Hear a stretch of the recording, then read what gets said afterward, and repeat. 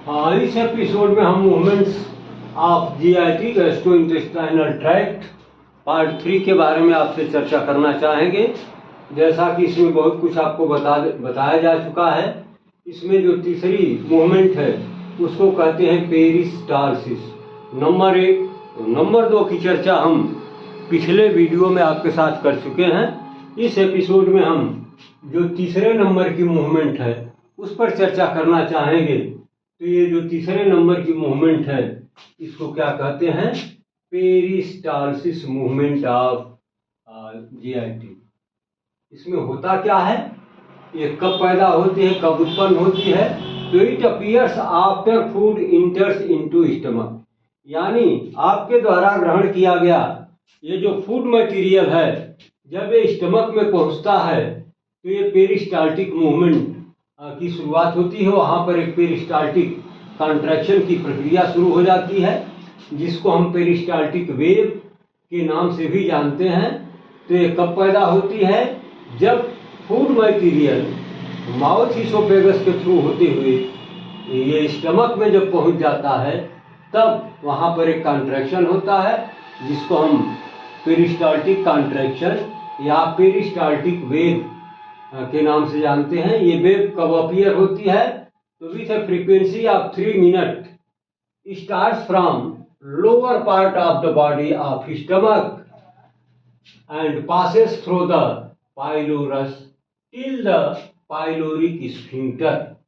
यानी ये जो पेरिस्टाल्टिक वेव है ये 3 मिनट के फ्रीक्वेंसी के रेट से ये स्टार्ट हो जाती है और lower part of the body of the stomach से चल करके और ये कहाँ पहुँचती है?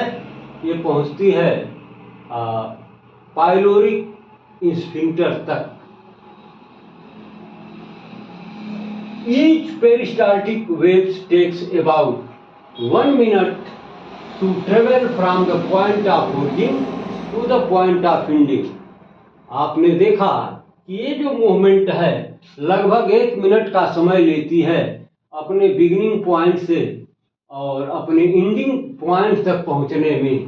तो ये कहाँ से शुरू होती है? तो from the lower part of the body of the stomach and reaches up to the ये पाइलोरिक स्फिंक्टर। पाइलोरिक यानी जो स्टमक का पार्ट आपको एनाटॉमी के अंदर बताया गया उसमें एक पार्ट होता है बॉडी ऑफ स्टमक। तो उस बॉडी ऑफ स्टमक के लोअर पार्ट से इसकी बिगिनिंग होती है, इस वेव की कहिए या इस कॉन्ट्रैक्शन की कहिए, जिसको हम नाम पेरिस्टाल्टिक कॉन्ट्रैक्शन या पेरिस्टाल्टिक वेव देते हैं। तो उसकी एक फ्रीक्वेंसी है जो 3 मिनट तक रहती है और ये वहीं से स्टार्ट होकर के और कहाँ तक पहुँचती है? ये पाइलोरस के थ्रू होते हुए पाइलोरिक स्फिंक्टर तक जाती है। यानी बॉडी के लोअर पार्ट से चलने के बाद 1 मिनट का समय लेती है पाइलोरिक स्फिंक्टर तक पहुंचने में, जहां इसका एंड हो जाता है।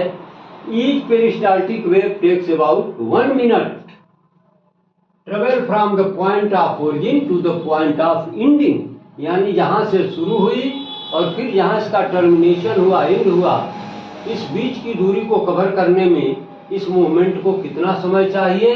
तो नियर अबाउट 1 मिनट, यानी 1 मिनट का समय चाहिए। अब इस तरह की जो पेरिस्टाल्टिक कॉन्ट्रैक्शन होते हैं उनको हम क्या नाम देते हैं? डाइजेस्टिव पेरिस्टाल्टिस, बिकॉज इट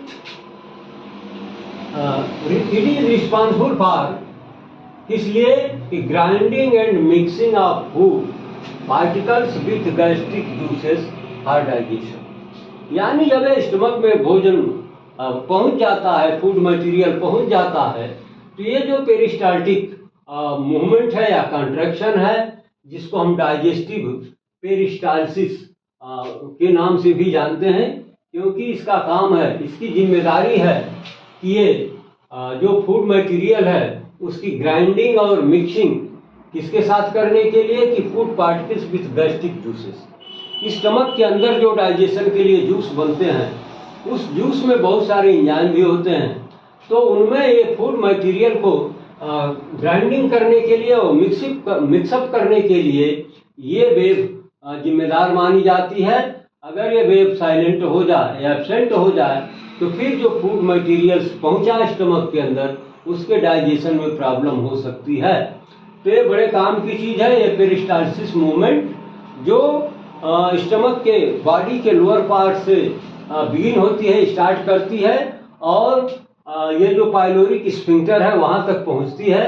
यहाँ से वहाँ तक जाने में इसे लगभग 1 मिनट का समय लगता है। और ये करती क्या है, किस लिए जाती है, कॉन्ट्रैक्शन क्यों पैदा होता है, तो इसके जिम्मे कुछ काम है, इसकी कुछ जिम्मेदारियाँ हैं, उसको पूरा करने के लिए ये वेव वहाँ से स्टार्ट होकर के और वहाँ तक पहुँचती है। तो बाय नेचर इसको क्या रिस्पॉन्सिबिलिटी दी गई, वो रिस्पॉन्सिबिलिटी ये है कि फूड मटेरियल जो स्टमक के अंदर पहुँचा उसका अच्छे से ग्राइंडिंग करो और जो गैस्टर के अंदर या स्टमक के अंदर जो डाइजेस्टिव जूस निकल रहा है उसको उनके साथ मिक्सअप कर दो ताकि उनका प्रॉपर डाइजेशन शुरू हो जाए। तो इसलिए इस पेरिस्टाल्सिस मूवमेंट का बहुत ही सिग्निफिकेंस है, बहुत ही महत्व है आपके डाइजेशन की प्रक्रिया को पूरी करने में। तो इस तरह से मूवमेंट्स ऑफ ये जीआईटी के चैप्टर को हम क्लोज करेंगे। अब कुछ यहाँ पर हार्मोन्स भी सिक्रीट होते हैं। ये देखिए लिखा है गैस्ट्रो इंटेस्टाइनल हार्मोन। गैस्ट्रो माने गैस्टर और इंटेस्टाइनल माने इंटेस्टाइन। तो स्टमक और इंटेस्टाइन में कुछ ऐसे प्रमुख हार्मोन्स निकलते हैं जिनकी बहुत ही ज़रूरत है और वो आपके डाइजेशन, एब्जॉर्प्शन या तमाम जो क्रियाएं एक्टिविटीज होती हैं उनमें इनका कहीं न कहीं किसी न किसी रूप में आपको लाभ मिलता है और इनका रोल होता है। तो ये कौन कौन से हैं, तो ये तो इनकी लिस्ट बड़ी लंबी है, लेकिन आज फिलहाल इस बॉक्स में हम ये 3 हार्मोन्स की चर्चा करेंगे और इनके सोर्सेस ऑफ सिक्रीशन की चर्चा करेंगे और फिर इनके एक्शन की चर्चा करेंगे। तो बाकी जो बचेंगे इनको हम क्रमशः अगले एपिसोड या उससे भी अगले एपिसोड में आपके साथ चर्चा करना चाहेंगे। फिलहाल आज की तारीख में ये जो 3 हार्मोन्स आपको दिख रहे हैं, आइए इनके बारे में हम इन डिटेल चर्चा करें, विस्तार से डिस्कशन करें। तो इसमें जो पहला नाम दिया है वो है गैस्ट्रीन। इसमें देखिए बॉक्स में 3 कॉलम बनाए गए। ये एक है हार्मोन का कॉलम, इसमें सिर्फ हार्मोन यानी जो भी लिखा होगा वो किसी न किसी हार्मोन का नाम होगा, वो कोई हार्मोन होगा।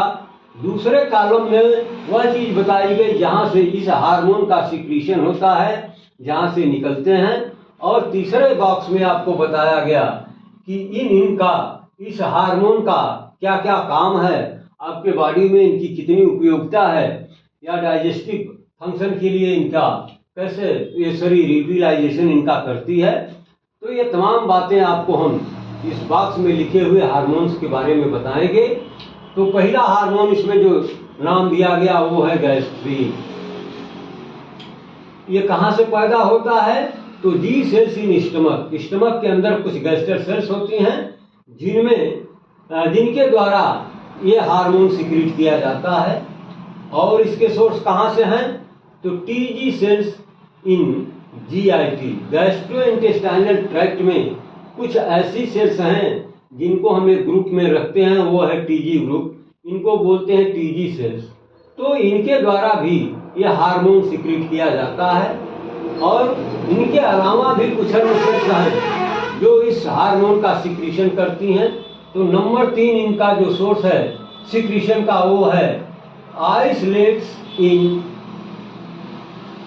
Fetal pancreas. जब बच्चा माँ के गर्भ में होता है तो उसको हम नाम देते हैं फीटस, और वैसा ही बच्चा यानी गर्भस्थ शिशु का जो पैंक्रियाज है उसकी जो आइसलेट्स होती हैं, आइसलेट्स का मतलब द्वीप समूह। किसका द्वीप समूह, तो आप बार बार बायोलॉजी में आपने पढ़ा होगा कि कहा जाता है कि पैंक्रियाज के अंदर कुछ द्वीपिकाएं पाई जाती हैं जिनको हम नाम देते हैं आइसलेट्स ऑफ लैंगरहैंस। ये लैंगरहैंस साहब साइंटिस्ट थे जिन्होंने फर्स्ट ऑफ ऑल इन द्वीपिकाओं का वो सर्च किया, अन्वेषण किया।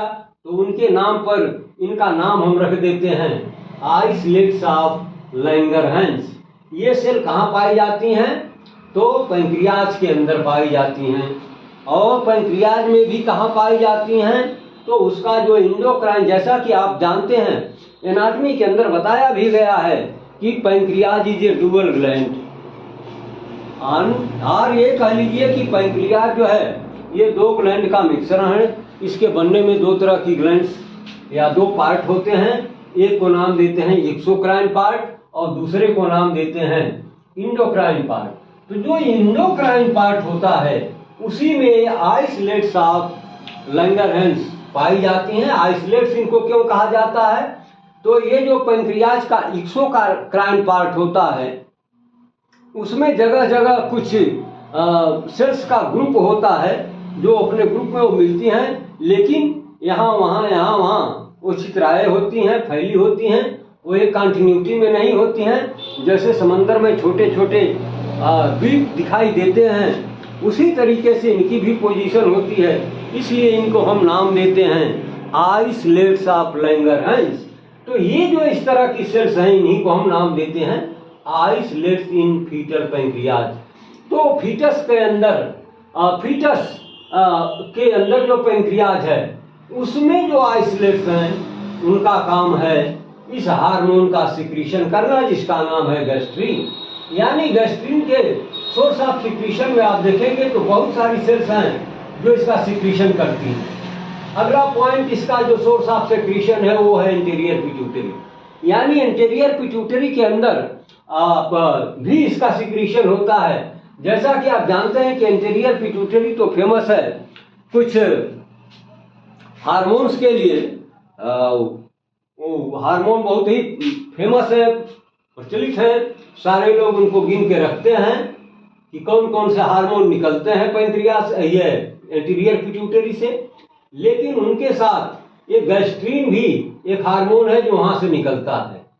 तो पिट्यूटरी में दो पार्ट आपको बताया गया, इंटीरियर पोस्टीरियर पिट्यूटरी। लेकिन गैस्ट्रीन सीक्रेट करने वाली जो सेल्स होती हैं वो सिर्फ और सिर्फ इंटीरियर पिट्यूटरी में पाई जाती हैं। ये पोस्टीरियर पिट्यूटरी में एब्सेंट होती हैं, या पोस्टीरियर पिट्यूटरी में इस तरह की कोई सेल नहीं होती है जो गैस्ट्रीन का सीक्रेशन करे। ये गैस्ट्रीन का सीक्रेशन सिर्फ उन सेल से होता है जो इंटीरियर पिट्यूटरी में ही पाई जाती हैं। तो आप कह सकते हैं कि जी सेल्स, टीजी सेल्स, आइसलेट्स इन फीटल पैंक्रियाज के अलावा पिट्यूटरी का जो इंटीरियर लोब है उसमें भी इस तरह की कुछ सेल पाई जाती हैं जो गैस्ट्रीन नामक हार्मोन का सिक्रीशन करती हैं। इसके बाद हम देखेंगे कि पांचवा पॉइंट क्या है जो गैस्ट्रीन के सिक्रीशन के लिए रिस्पॉन्सिबल है। तो पांचवें नंबर पर आपको लिखा मिलेगा ब्रेन। जी हाँ, वही ब्रेन जो आपके बॉडी का सबसे chief controlling and regulating system, coordinating system बोला जाता है। तो ये जो ब्रेन है वहां पर भी कुछ ऐसी सेल्स पाई जाती हैं जिनका काम है एक हार्मोन का सिक्रीशन करना, और वो हार्मोन है गैस्ट्रीन। तो इस तरह से आपने देखा कि गैस्ट्रीन नामक जो हार्मोन है इसके बहुत सारे सोर्स हैं।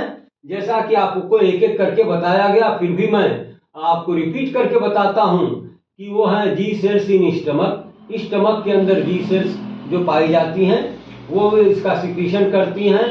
या फिर जीआईटी के अंदर टीजी सेल्स पाई जाती हैं जो गैस्ट्रीन का सिक्रीशन करती हैं। फिर आइसलेट्स इन फीटल पैंक्रियाज में कुछ सेल्स होती हैं जो गैस्ट्रीन का सिक्रीशन करती हैं।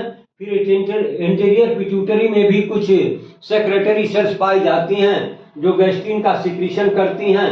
और नंबर 5 पर बताया गया कि ब्रेन के अंदर भी कुछ ऐसी सेक्रेटरी सेल्स होती हैं जो गैस्ट्रीन के सिक्रीशन में सहयोग करती हैं और इस हार्मोन का वो सिक्रीशन करती है।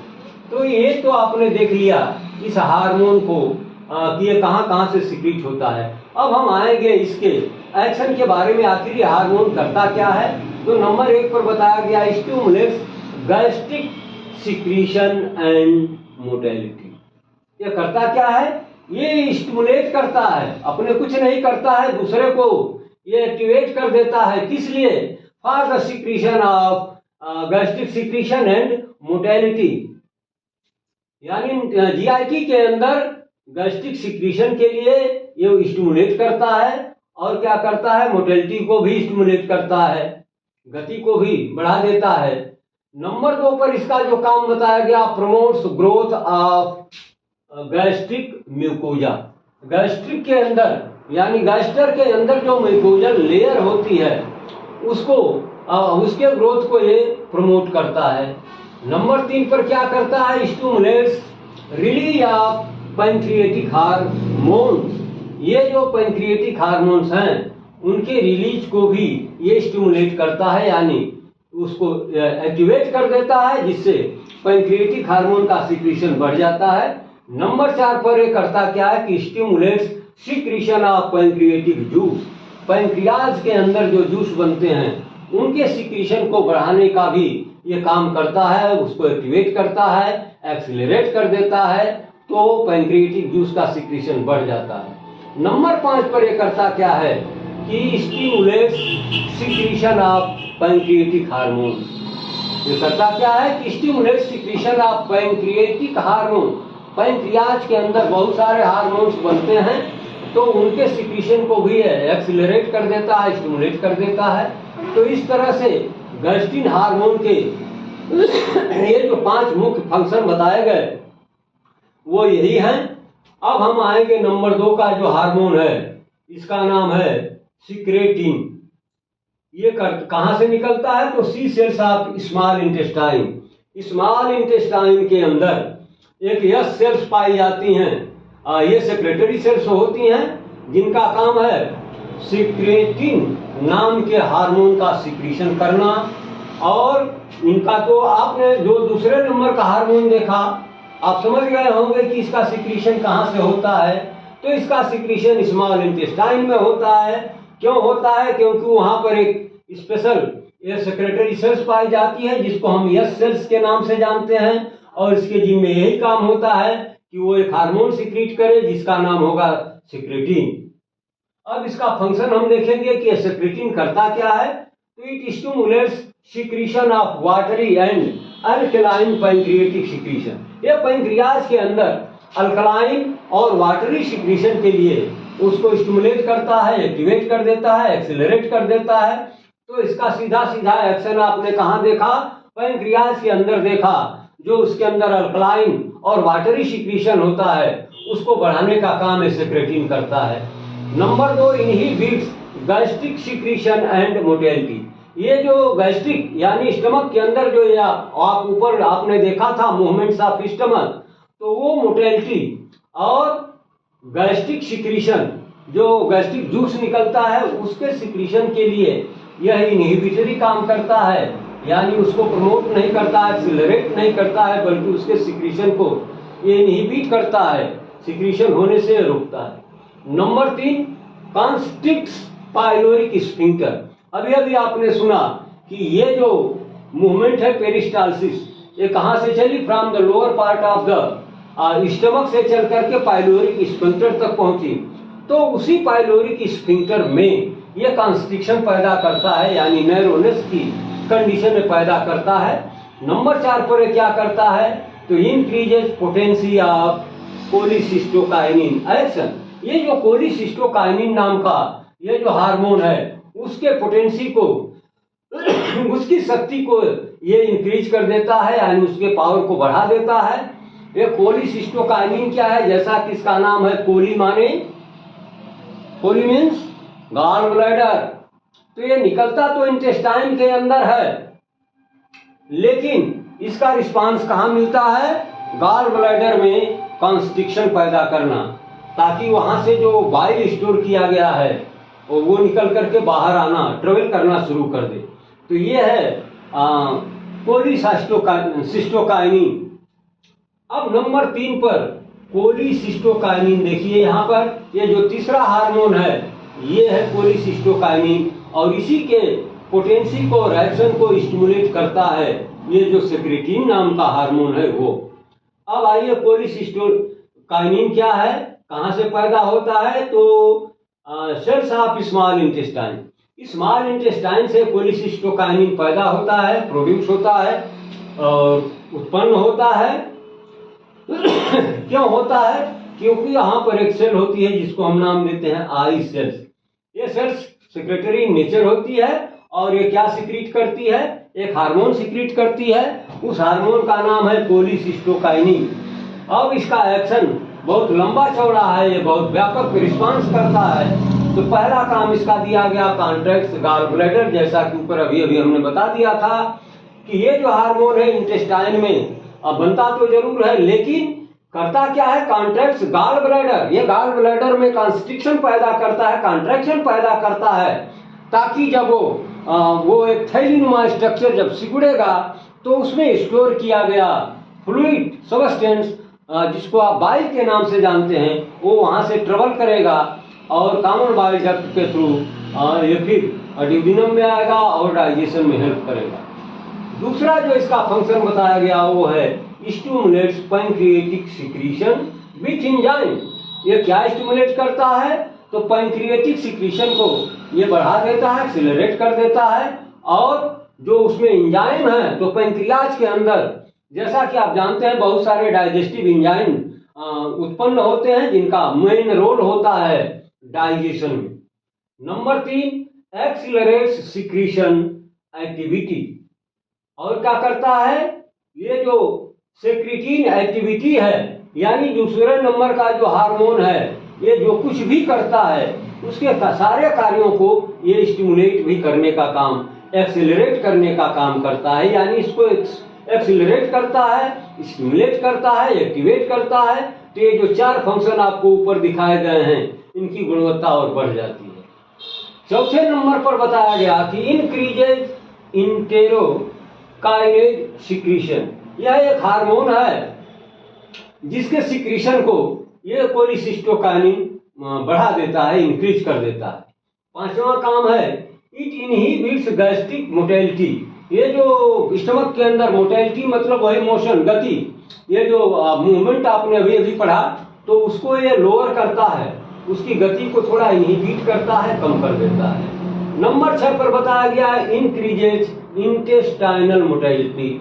इंटेस्टाइन के अंदर जो मूवमेंट होता है, अभी पीछे वाले एपिसोड में आपको ये मूवमेंट बताए गए हैं, तो उनको ये क्या है कि इंक्रीज कर देता है, बढ़ा देता है। लेकिन इंटेस्टाइन के मूवमेंट को तो ये बढ़ाने में हेल्प करता है, वहीं दूसरी तरफ स्टमक के अंदर होने वाली मूवमेंट को ये लोअर कर देता है, कम कर देता है, इनहिबिट कर देता है या डिक्रीज कर देता है।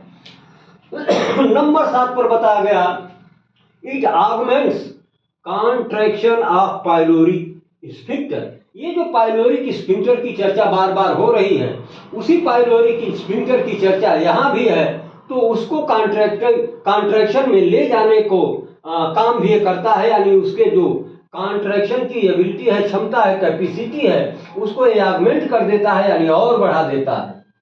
नंबर 8 पर जो बताया गया ये है सप्रेसेस हंगर। हंगर जैसा कि आप जानते हैं, हंगर माने भूख, एपिटाइट। तो ये भूख की जो एक्टिविटी है उसको सप्रेस कर देता है, कम कर देता है। नंबर 9 पर क्या बताया गया, induces drug tolerance opiates. Opiates एक ग्रुप है, ओपियम ग्रुप का ड्रग बनते हैं। अब हम ड्रग की चर्चा तो यहाँ कर नहीं रहे हैं, बस ग्रुप का नाम जान लीजिए। ओपिएट ग्रुप के जो ड्रग्स हैं उनके टॉलरेंस की क्षमता को ये और बढ़ा देता है। तो यानी इसके कैपेसिटी को ये बढ़ा देता है, इसके ओपिएट ग्रुप की दवाओं को या ड्रग्स को सहने की क्षमता को और बढ़ा देता है। तो इस तरह से आपने देखा कि ये बहुत सारे हार्मोन कहाँ निकले, गैस्ट्रोइंटेस्टाइनल, यानी गैस्टर यानी स्टमक और इंटेस्टाइनल माने इंटेस्टाइन। तो गैस्ट्रक और स्टमक और इंटेस्टाइन के अंदर बहुत सारे हार्मोन निकलते हैं, जिनमें हम 1, 2, 3 यानी गैस्ट्रिन, सेक्रेटिन और कोलिसिस्टोकाइनिन की चर्चा अभी अभी आपके साथ कर चुके हैं। अगर इसमें किसी को कोई शंका हो, कोई कंफ्यूजन हो, तो डायरेक्ट पूछ सकता है, अपनी शंका का समाधान कर सकता है। शेष की हार्मोन की कहानी या चर्चा हम अगले एपिसोड में आपके साथ करना चाहेंगे। आप कंटिन्यूटी में हमारी वीडियोस को पढ़ते रहें तो आप इसका लाभ लेंगे। अगर आपने डिसकंटिन्यूटी किया तो फिर आपकी मेहनत बेकार जाएगी और आपके दिमाग में कोई बात टिकेगी भी नहीं। इसलिए ज़रूरी ये है कि आप कंटिन्यूटी में हमारी वीडियोस को पढ़ते रहें।